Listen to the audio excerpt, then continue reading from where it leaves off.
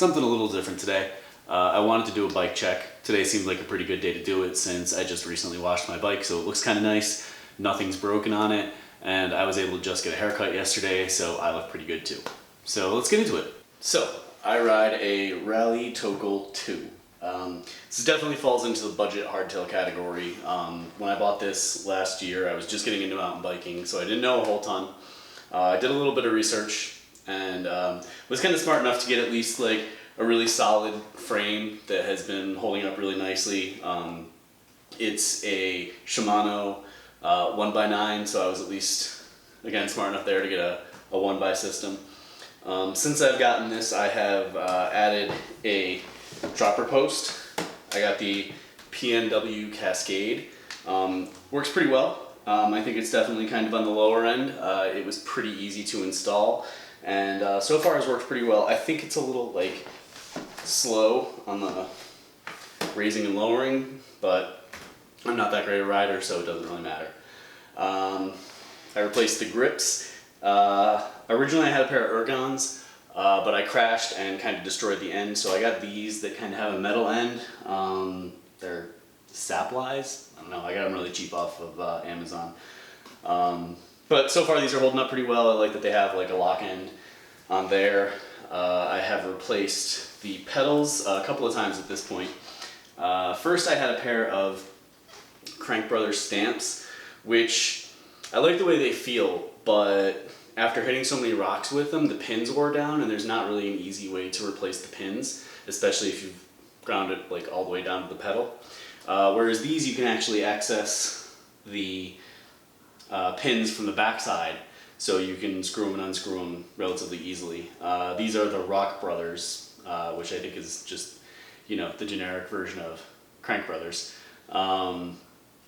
These are nylon, and I'm already seeing wear on, again, rock strikes, because they hit rocks a lot.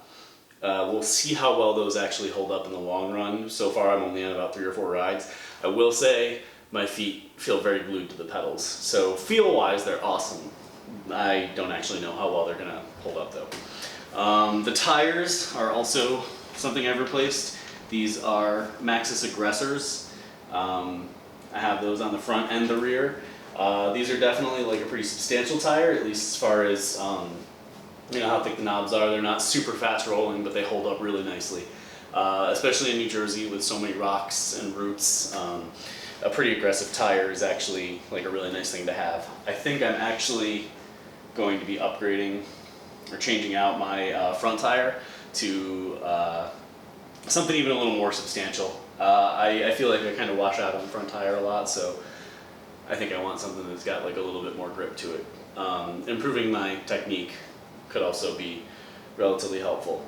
I'm going to be putting a new stem on this fairly shortly. I think this is a 60mm stem or a 65, and I want to drop down to like a 35mm stem. I want to push myself back and make the steering a little more, a little snappier.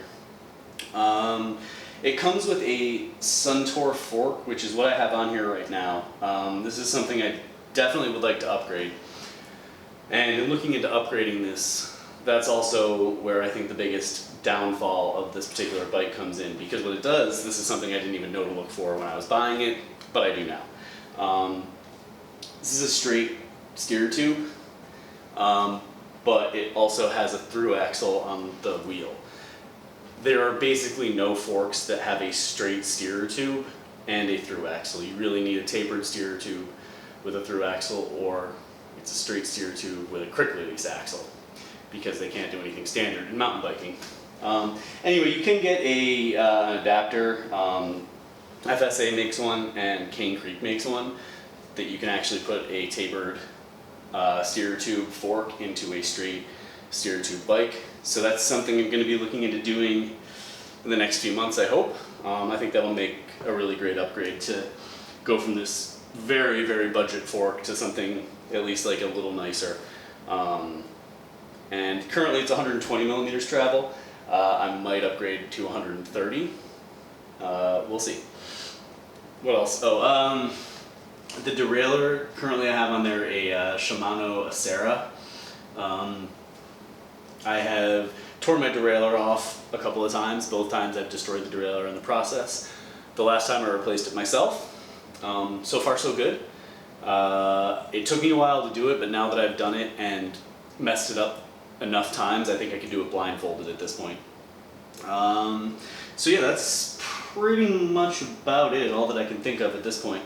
One of the things that as I kind of upgrade this bike, one of the things I've noticed about a lot of YouTube channels is they'll take a super budget bike, like, oh, we're gonna take this Walmart bike and we're gonna make it amazing, you know, and they'll put, you know, a $900 fork on it and, you know, $800 wheels and a you know, multi-$100 drivetrain, and it's like, okay, cool, you upgraded a Walmart bike with top of the end components. I can't afford top of the line components, so any upgrades I'm going to do to this bike are going to be also fairly budget, to try and just keep costs down, especially now because it's a pandemic and my source of income has dropped a bit, so being frugal is definitely important.